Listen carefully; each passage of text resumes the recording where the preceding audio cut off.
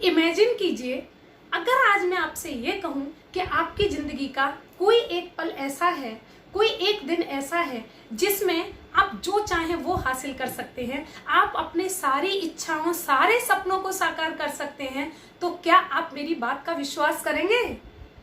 जी हाँ दोस्तों, ये बिल्कुल संभव है। लेकिन शायद आपको ऐसा लग रहा होगा कि ऐसा कैसे संभव है, हम ऐसा कैसे कर सकते हैं, कैसे हमारी सारी इच्छाएं और सारे सपने एक ही दिन में पूरा किए जा सकते हैं। तो दोस्तों, आज मैं आपके लिए एक ऐसी ही कहानी और मैसेज लेकर आई हूँ, तो मेरे साथ बने रहिए वीडियो के अंत तक और देखिए और सुनिए वो सीक्रेट जिसके जरिए आप अपने एक ही पल, एक ही दिन में कोई भी सपना, कोई भी इच्छा को पूरा कर सकते हैं। ऐसे ही एक सीक्रेट को मैं रिवील करने जा रही हूं। तो सबसे पहले मेरे चैनल को सब्सक्राइब कर दीजिए और मेरे साथ वीडियो के लास्ट तक बने रहिए। नमस्कार दोस्तों, मैं डॉक्टर ममता शर्मा एक बार फिर से आपके सामने प्रस्तुत हूं अपने चैनल माधव मंथन में। तो दोस्तों, आज मेरी जो कहानी है वो एक थके हारे और भटके नवयुवक के बारे में है। एक ऐसा नवयुवक जिसकी जिंदगी का कोई उद्देश्य नहीं था, जो बड़ा परेशान, हैरान, इधर से उधर भटक रहा था। एक दिन घूमते घूमते समंदर के किनारे पहुंच गया।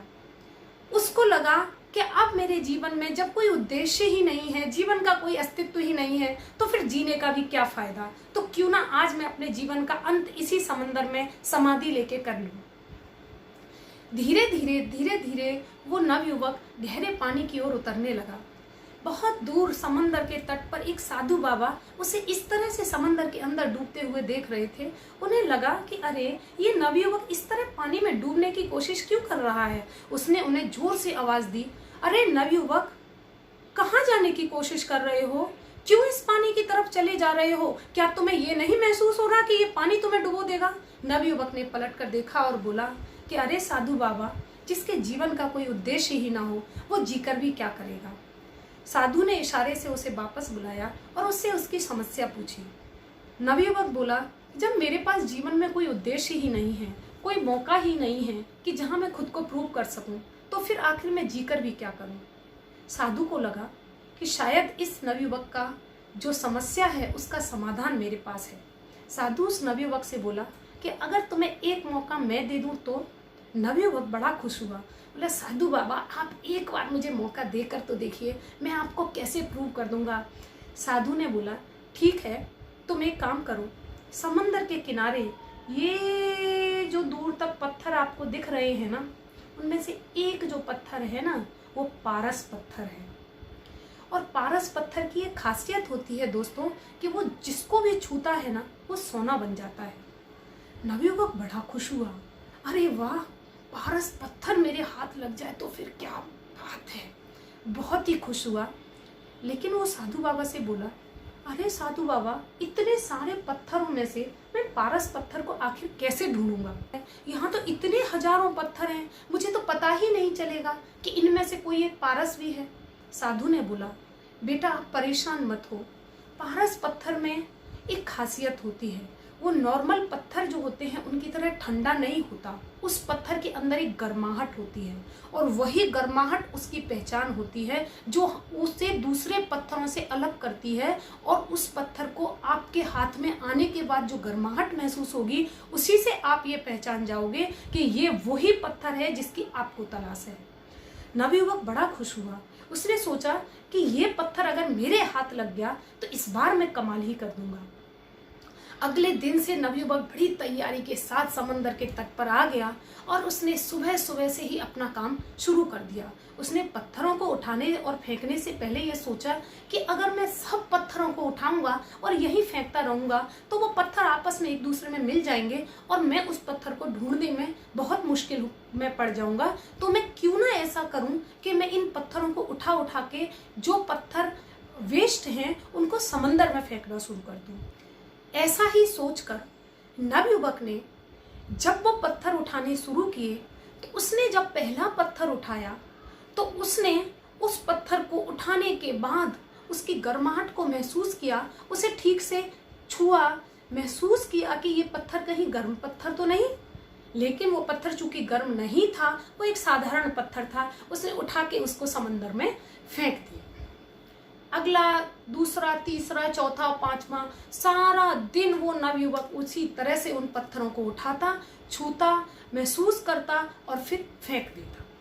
पहला दिन बीता, दूसरा दिन बीता, तीसरा दिन बीता, लेकिन इस प्रक्रिया में एक बदलाव आया, और वो बदलाव ये था कि नवयुवक जब पहले पत्थर को उठाता था तो कुछ सेकंड उसको छूता था, उसकी गर्माहट को महसूस करता था, और उसके बाद जब उसे लगता था कि ये एक साधारण पत्थर है तो उसको वो समंदर में फेंकता था। लेकिन कुछ दिनों बाद उसके अंदर एक जो बदलाव आया वो ये था कि वो पत्थर को उठाता, महसूस करता और फेंक देता। उसके कुछ दिनों बाद, लगभग 1 महीना जब बीत गया, तो उसकी हैबिट हो गई, उसका रूटीन हो गया कि वो पत्थर को उठाता, छूता और समंदर में फेंक देता। ऐसा ही करते करते करते करते एक लंबा वक्त बीत गया, और लगभग उस नवयुवक को उसी समंदर में पत्थरों को फेंकते हुए लगभग 2 से 3 महीने बीत गए। और वो नवयुवक एक हैबिट, एक रूटीन में आ चुका था, और वो हर रोज आता, हर रोज पत्थरों को उठाता, छूता और फेंक देता। उसने उसे नजदीक से महसूस करना बंद कर दिया था। दोस्तों, लगभग 3 महीने के बाद एक दिन वो नवयुवक ऐसे ही समंदर में से एक पत्थर को उठाकर फेंक ही रहा था। उसने फेंका, और फेंकते ही उसने महसूस किया कि अरे ये तो वही गर्म पत्थर था जिसकी तलाश मुझे इतने दिनों से थी, ये मैंने क्या कर दिया। क्योंकि उसको फेंकने के बाद उसकी हथेलियों में जो गर्माहट आई, उसने उसे एहसास दिलाया कि अरे मूर्ख, तूने वो पारस पत्थर समंदर में फेंक दिया। चिल्लाने लगा, रोने लगा, हताश हो गया, निराश हो गया, और दौड़कर उन्हीं साधु बाबा के पास गया। लेकिन साधु बाबा ने बोला, अब मैं कुछ नहीं कर सकता, क्योंकि तुमने अपने हाथ में आया हुआ वो मौका अपनी लापरवाहियों से खो दिया। दोस्तों, अब मैं आपको बताने वाली हूं कि ये कहानी हमारे जीवन से कैसे जुड़ जाती है। दोस्तों, क्या आपने इसमें कुछ नोटिस किया? ये जो पारस पत्थर था, कहीं वो पारस पत्थर हमारे जीवन में भी आता हो और हम भी उसे साधारण पत्थर समझ के फेंक देते हो? क्या ऐसा हुआ है? जी हाँ दोस्तों, ऐसा अक्सर होता है। हमारे जीवन में 24 घंटे 24 आवर्स जो आते हैं वो इसी पारस पत्थर के रूप में आते हैं, और वो मौका, वो समय हम लोग एक साधारण पत्थर समझकर जीवन रूपी दरिया में हर रोज बहा देते हैं। जीवन में आने वाला हर पल आपको एक लेवल अपग्रेड कर सकता है। जीवन में आने वाले हर एक मौके आपको और ऊंचाइयों की तरफ ले जा सकते हैं। लेकिन दोस्तों, हम हर रोज उन मौकों को ऐसे ही साधारण पत्थर समझकर जीवन रूपी दरिया में फेंक रहे हैं, क्योंकि हम हर दिन को टेकन फॉर ग्रांटेड लेते हैं। आप अगर अभी लॉकडाउन की इस घटना को लें तो इसमें हमारे पास इतना लंबा टाइम पीरियड जो था, उसमें से आप खुद इस बात को ऑब्जर्व कीजिए कि कितने लोगों ने इसे केवल सोशल मीडिया पर टाइम बिताकर या तो टीवी देखकर समय बर्बाद कर दिया। कुछ लोगों ने इसे खाने में और सोने में बर्बाद कर दिया। कुछ लोगों ने इसमें न जाने कितने क्रिएटिव काम किए होंगे, और कुछ लोगों ने अपने उन कामों को पूरा किया होगा जो वो बहुत लंबे टाइम से नहीं कर पाए। तो दोस्तों, ये पर्सन टू पर्सन वेरीफाई करता है कि आप अपने समय का सदुपयोग कैसे करते हैं। आप अपने जीवन में आने वाले हर पल, हर दिन के पारस पत्थर रूपी उस जीवन के मौके को आप किस तरह से वेस्ट यूज से बेस्ट यूज की तरफ ले जाते हैं। दोस्तों, ये हमारी कला है, ये आपकी कला है। आपको सोचना पड़ेगा, आपको समझना पड़ेगा कि हम अपने जीवन के हर लम्हे का बेस्ट यूज कैसे करते हैं। ये तो हमारे हाथ में है कि हम अपने जीवन को वेस्ट की तरफ ले जाते हैं या बेस्ट की तरफ ले जाते हैं। अब आप अपने हिसाब से इस बात का आकलन अवश्य कीजिएगा कि मैंने मेरे आज के दिन को, मेरे लॉकडाउन के इन दिनों को, मेरे जीवन के बीते हुए वक्त को कितना वेस्ट यूज किया और कितना बेस्ट यूज किया। तो आप आज से और अभी से ये समझ लीजिए कि जीवन का हर पल, हर लम्हा वही पारस पत्थर है जिसको छूकर आप अपने जीवन को और अपग्रेड कर सकते हैं और बेहतरीन बना सकते हैं। तो दोस्तों, आपको मेरी ये कहानी कैसी लगी कमेंट बॉक्स में जरूर बताइएगा। आपने मेरी कहानी से क्या सीखा क्या समझा और आपको क्या प्रेरणा मिली, ये भी कमेंट बॉक्स में जरूर बताइएगा। और अगर आप ऐसी ही कुछ और कहानियां मुझसे सुनना चाहते हैं तो कमेंट बॉक्स में जरूर बताइएगा, और अपने अच्छे और बुरे सभी तरह के कमेंट देकर मुझे आगे का मार्गदर्शन जरूर दीजिएगा।